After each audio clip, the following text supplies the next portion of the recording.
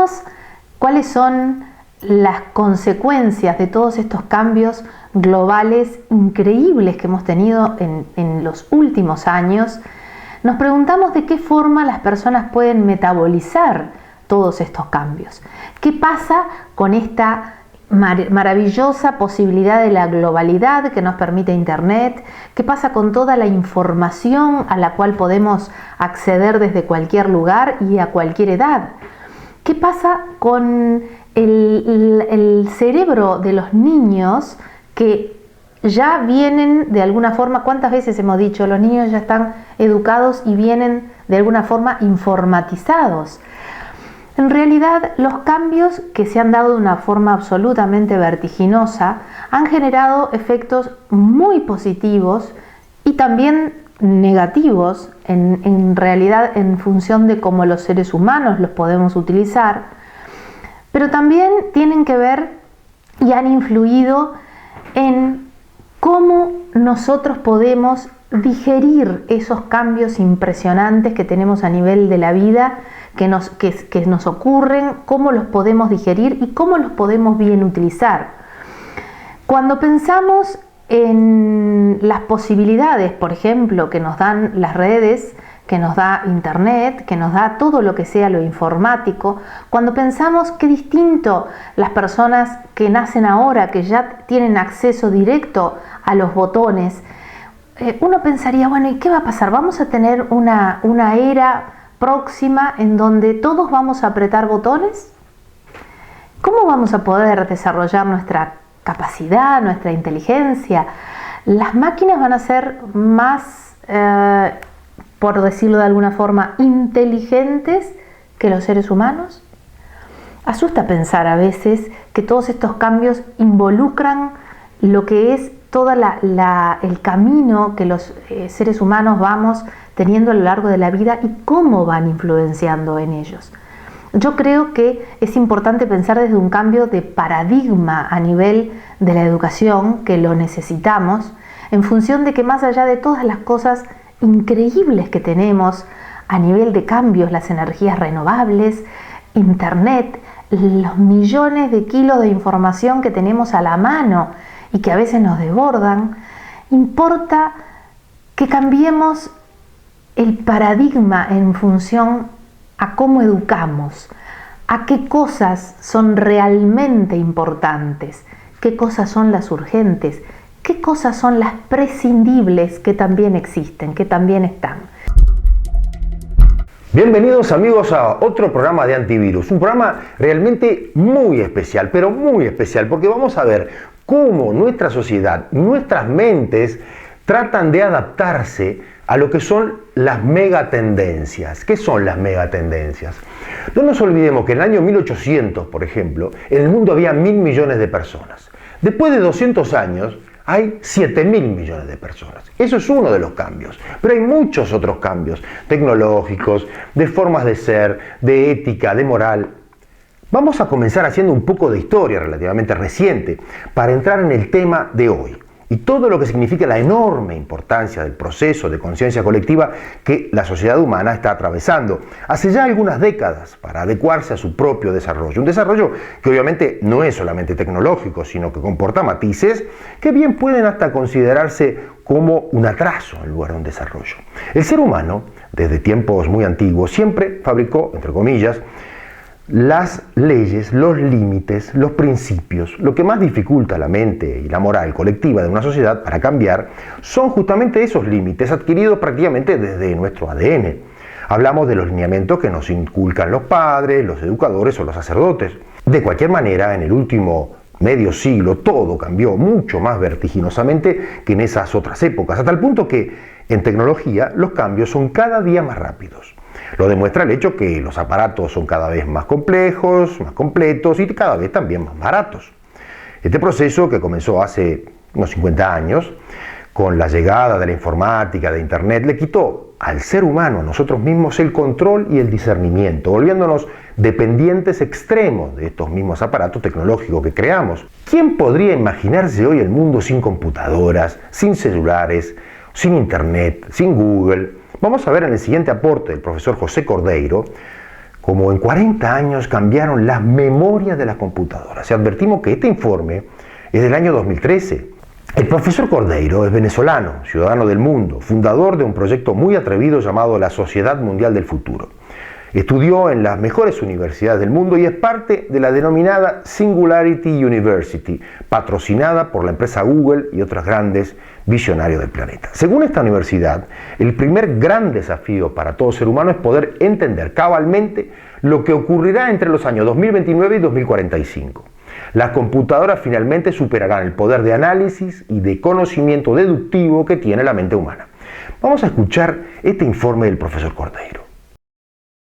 Vamos a tener, repito, entre el año 2029 o el año 2045 computadoras que tienen más transistores que el cerebro humano tiene neuronas. Como aquí tenemos algunas personas jóvenes que no conocen un poco el paso de los años de la tecnología, yo les quiero mostrar esto para que vean que esto es verídico. Hace 40 años esto eran las memorias que se utilizaban. Estas eran memorias mecánicas que uno tenía que hacerle agujeritos.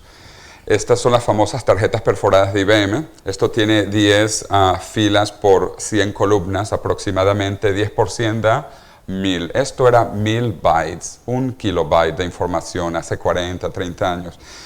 Y el problema de estas memorias es que después de que estaban agujereadas, se quedaban agujereadas. No se podían desagujerear. Entonces estas memorias mecánicas no eran muy buenas.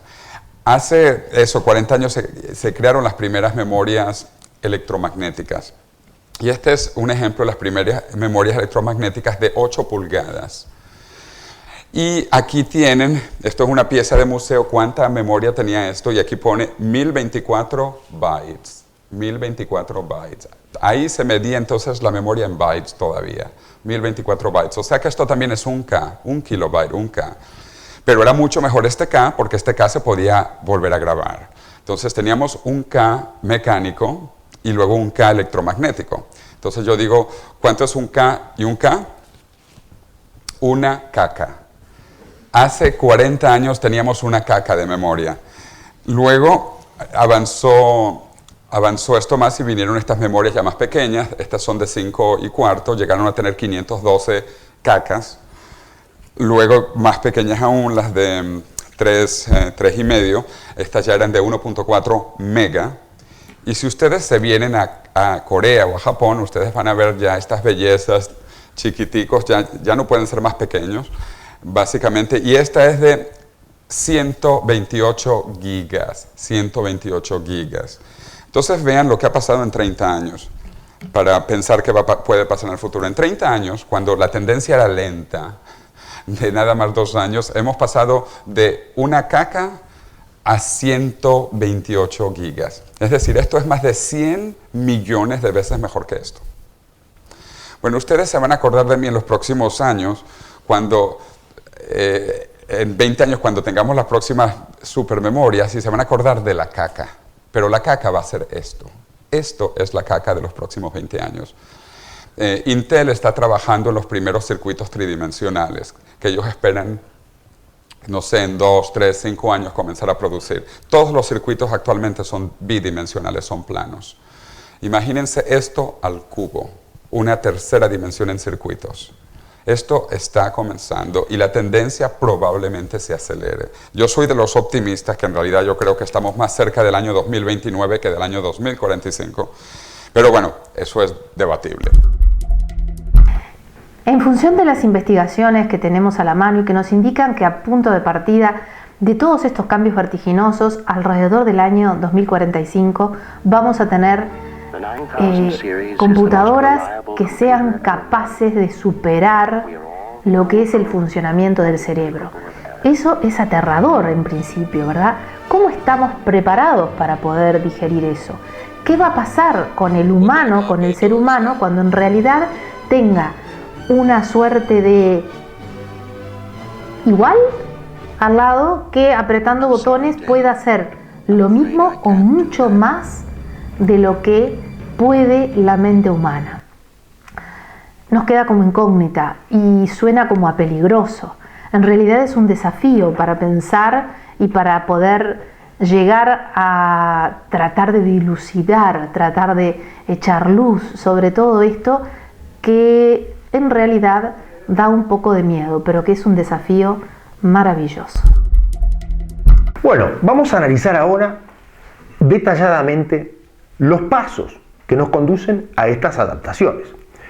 Vamos a analizar, por ejemplo, el gran cambio tecnológico que ha provocado primero la revolución industrial, luego la llegada de la informática, internet y energías alternativas. Esto hace apenas pocos años parecía todo imposible. Las consecuencias de este proceso influyeron fuertemente en la sociedad en su conjunto, sin que se salve el sector laboral, principal víctima justamente de los cambios. En el año 1900, de 100 trabajadores activos, 85 más o menos estaban en el sector productivo y 15 en servicios. 1950, o sea, mitad del siglo XX, de cada 100 trabajadores, unos 65 estaban en producción y el resto en servicio. Hoy, 100 trabajadores a nivel mundial, solamente un 10% están en producción. El resto se divide entre servicios, calculando, por supuesto, aquellos trabajadores que dependen directamente de la tecnología como el e-commerce. Vamos a ver cómo se perfiló y cómo se está perfilando este sector en los últimos años, en el siguiente informe.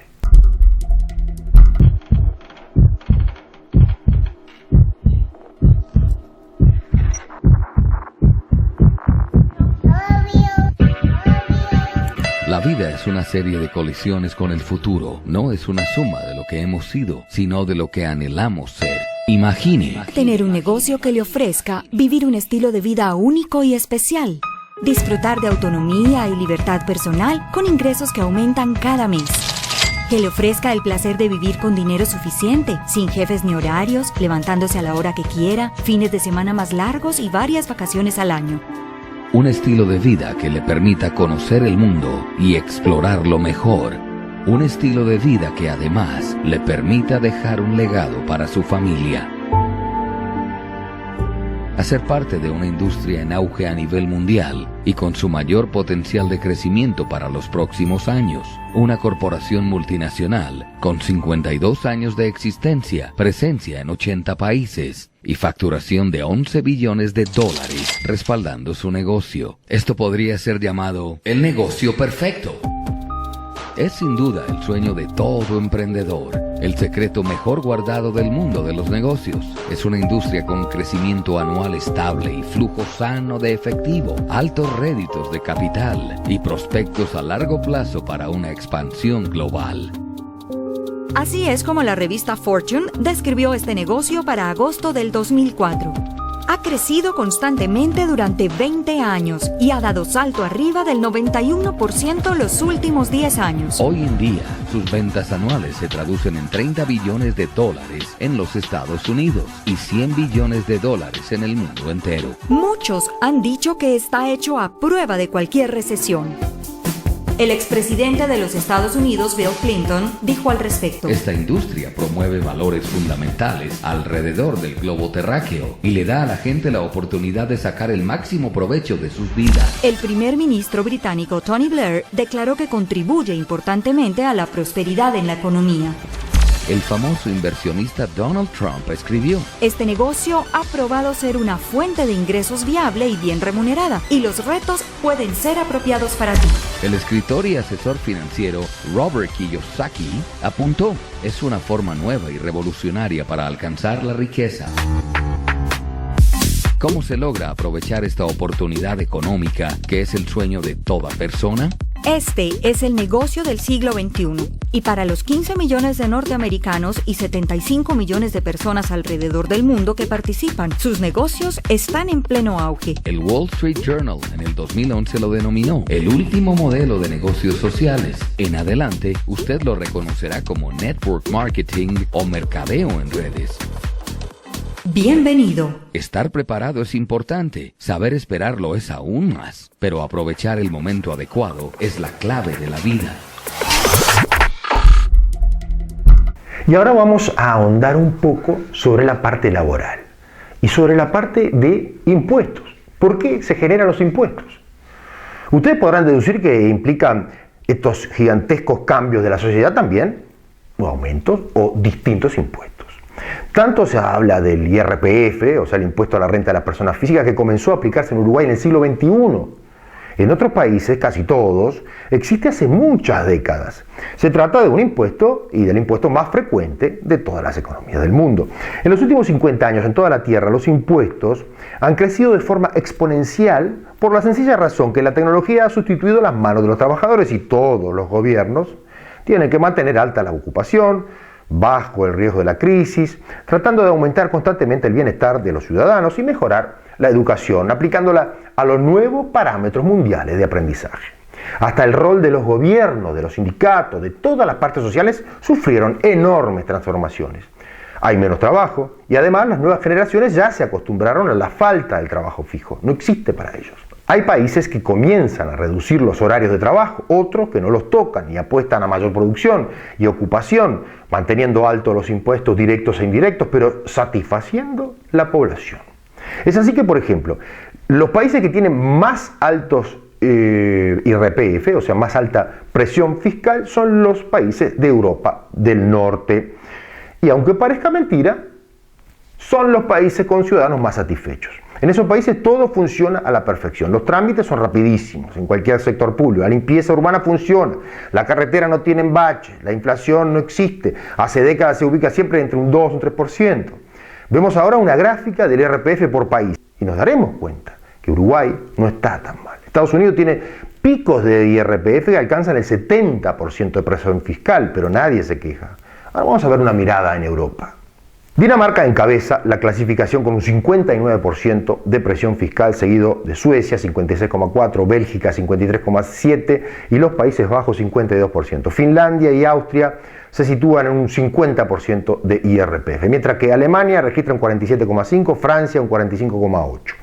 Italia está en un 45%. A la continuación se sitúa, por ejemplo, España con un 43% de IRPF, seguido de Portugal, mientras que Irlanda y Eslovenia comparten un 41%, Grecia, Hungría, Polonia y Reino Unido registran todos cerca de un 40%, y Luxemburgo cierra todo con un 39%. Por debajo del promedio figuran un total de 9 países, todos ellos nuevos miembros, así por ejemplo Malta cuenta con un 35%, pero es difícil considerarla, Chipre 30%, Letonia, Lituania, Estonia superan el 20% y después Bulgaria cierra con un 10% de IRPF. Vamos a investigar ahora sobre las reales tendencias, hacia dónde está yendo la sociedad, qué mega tendencias tenemos ahora, para enfrentar ahora mismo, mientras estamos hablando. Son varias. Y a esto nos estamos enfrentando. Estos que estamos por ver son los escenarios de los actuales y de las próximas décadas. Antes de las mega tendencias, veamos en qué estamos hoy. Mejor dicho, veamos este panorama que corresponde al año 2011, o sea, hace 4 años. Ustedes pueden imaginarse cuánto cambió en el mundo en apenas 4 años. Se llama 7.000 millones, cuando nosotros llegamos a 7.000 millones en la Tierra. Ahora somos más.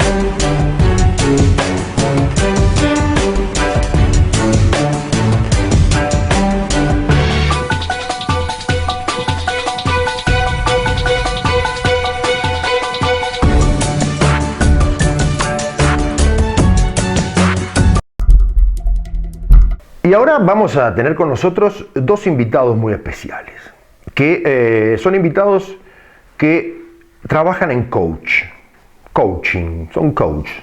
¿Qué es el coach? Cada vez se desarrolló más en las últimas décadas el trabajo del coaching. Es un anglicismo que procede del verbo inglés to coach, que quiere decir entrenar. Es un método que consiste en acompañar, instruir y entrenar a una persona o un grupo de ellas con un objetivo especial, conseguir alguna meta o desarrollo.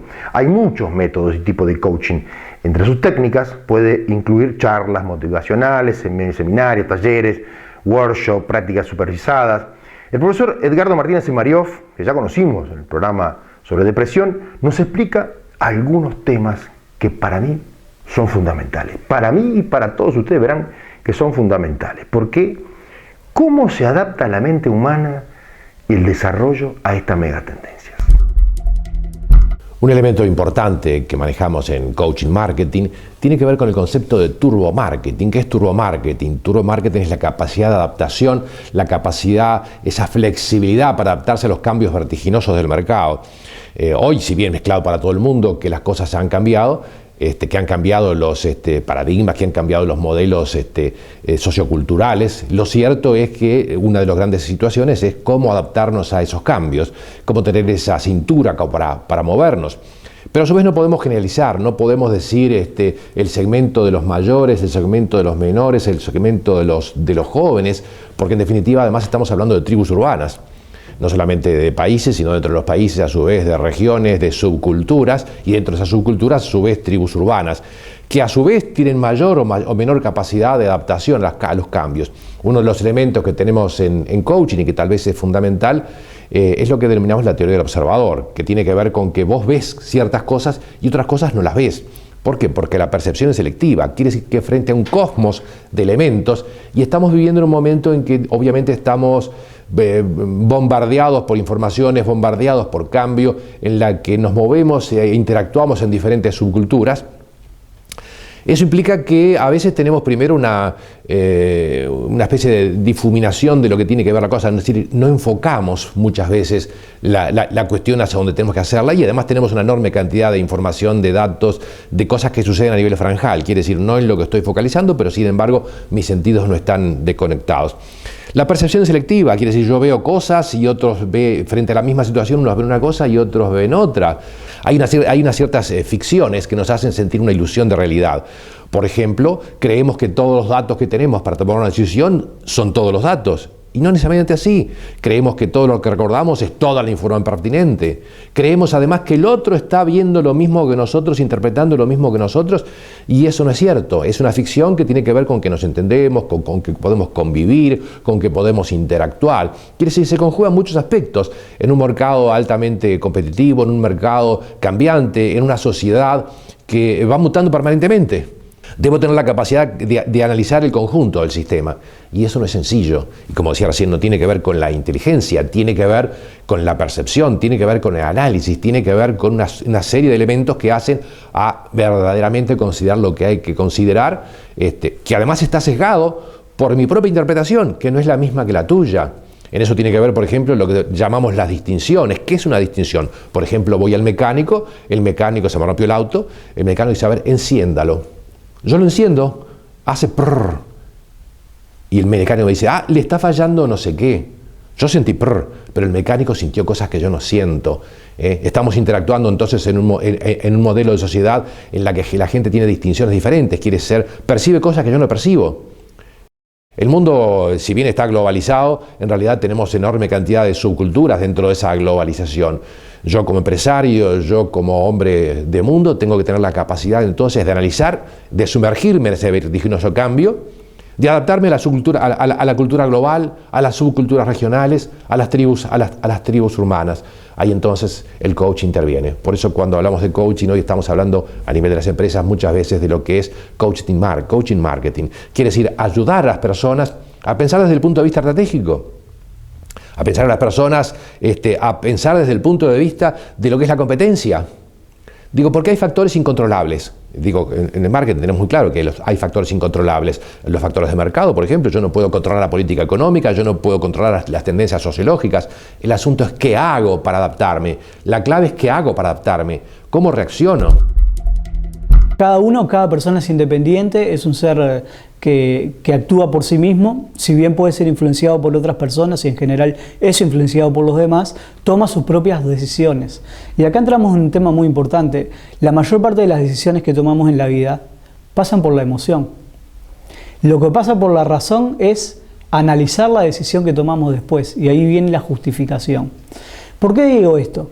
Porque cuando nosotros nos adaptamos a entornos diferentes, de hecho nosotros convivimos, y esto es algo importante para tener en cuenta y responder un poco tu pregunta, convivimos en la familia y en las empresas 3 generaciones diferentes.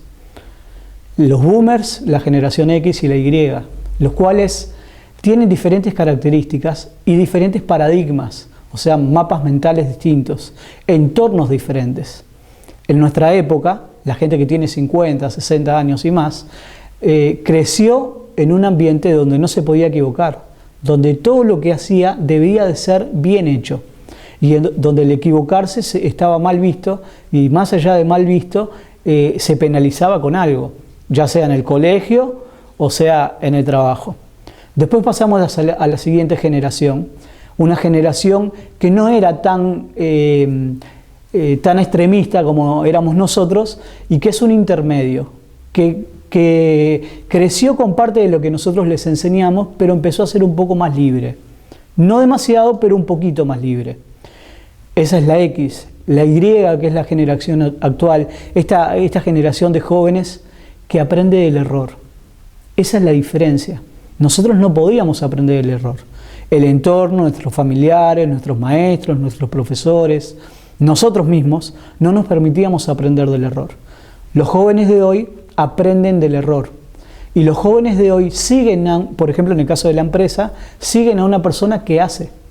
Los líderes no pueden ser líderes solamente por cargo, necesitan ser líderes activos. Y ahí es donde viene el cambio en los jóvenes. Hoy estas generaciones que son diferentes, son generaciones que tienen mucha necesidad de lo emocional. Muy diferente a lo que era en la antigüedad. ¿Por qué? Se perdió el formato familia que teníamos anteriormente. Hoy la mayor parte de las familias en casi todo el mundo son disfuncionales, y esto hace que los jóvenes crezcan con situaciones muy diferentes a las nuestras. Más allá de que tenemos hoy un componente importante, que es la tecnología, que cambió todas las formas de ver y de aprender. Entonces hay que analizar cómo nosotros, desde el punto de vista de la inteligencia emocional, entre otras herramientas, nos adaptamos a todo esto.